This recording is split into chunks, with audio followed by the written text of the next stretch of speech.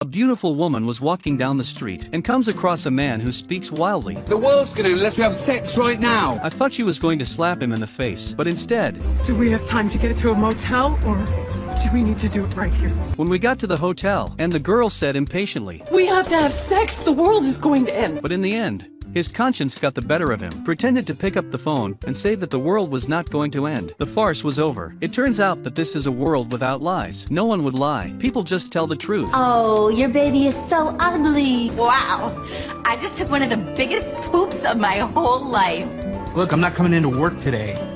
No, I'm not sick. Today was Mark's first blind date, and the date was the beautiful Anna. And when she opened the door, she said, "You've come at a very bad time." Then they went to a restaurant for a date, but the waiter says, "You're not good enough for her." Although his words were heartfelt, but Mark is not offended. He's obviously used to it. During the date, Anna gets a call from her mother, but she didn't shy away from saying, A bit fat. Funny little snub nose, kind of like a frog in a... was embarrassed. He had to lighten the mood by drinking water. The next day, Mark came into the office and was fired by his boss. As a screenwriter, he had written a terrible script. Woe betide him. He gets another email from Anna. "You're too short and frustrated for me." The man with the glasses, whom he hates the most, comes back to attack him on the way out. He's lost both his career and his love. When he returns home, the landlord calls on him to collect the rent. The rent is $800, but Mark has only $300 left on his bank card. He has to go to the bank and take out the remaining $300 and try to find a solution. The bank system was down. The teller couldn't see the balance on his card. They asked him how much he wanted to withdraw and gave it to him straight away. After all, no one would lie. But that's when Mark's brain snapped into gear. He told the first lie of his life. $800. And the teller was convinced and gave him the $800. Mark took the money with a confused look on his face, knocked on his landlord's door. The rent was paid on time. To test whether the lie worked, Mark went out into the street and made an unreasonable request of a beautiful woman. This is how the scene began. And thus, the first man in the world who could lie was born.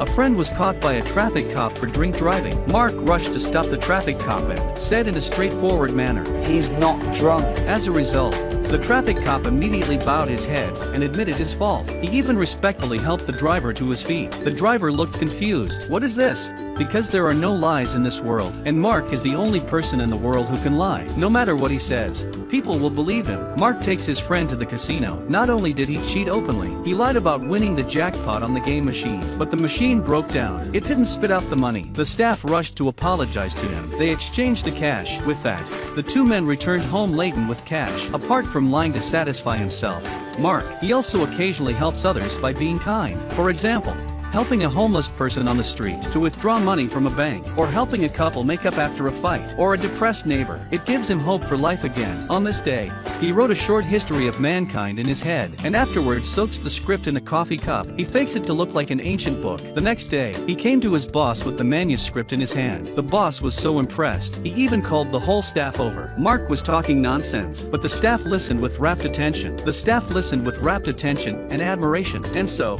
not only did Mark return to the company with a bang, this piece of human history has been made into a documentary. Mark had a successful career, but he still misses Anna, his goddess, and asks her out again. He asks her out again, but Anna says, I don't want little fat kids with snub noses. Mark is frustrated. Suddenly, he received a call from the nursing home that his mother had suffered a heart attack. He rushed to the hospital. The doctor said straight away, her heart was very weak and her pulse was not strong. Her blood pressure is dropping fast. She could die tonight. Looking at his mother in her bed, who was terrified of death, Mark rushed to reassure her. Go to your favorite place in the whole world.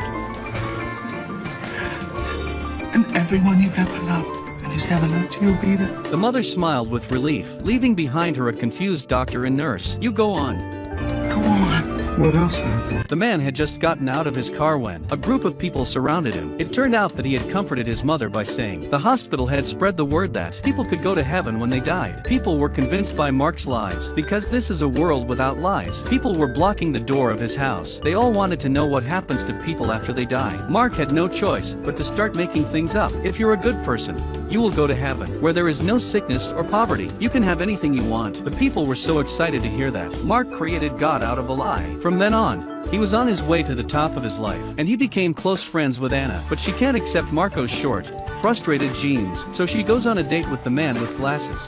who Marco hates. Marco is so upset that he locks himself away. He is so depressed that he locks himself up at home and drinks himself away. He becomes a wild man. Soon afterwards, Anna sends him an invitation to his wedding. She invites him to her wedding. On the day of the wedding, Mark, encouraged by his friends to shave off his beard and to wear his hair in an adult style, dressed in a smart suit to attend the wedding of his goddess. Just as the priest was reading the vows, he finally found the courage to interrupt the wedding. He wants to fight for his beloved goddess one last time. Anna told Mark to tell himself. Why don't you tell me what the man in the sky wants first, Mark? And Mark, not wanting to lie to love, he left. Anna then chases after Mark and asked him. Mark then told her the whole truth, that everything about God was a lie he had made up. Anna asked him why he had stopped using God, but Mark said he didn't want to lie to get a love that didn't belong to him. At this moment, Anna was struck by his sincerity. She finally realized what she wanted.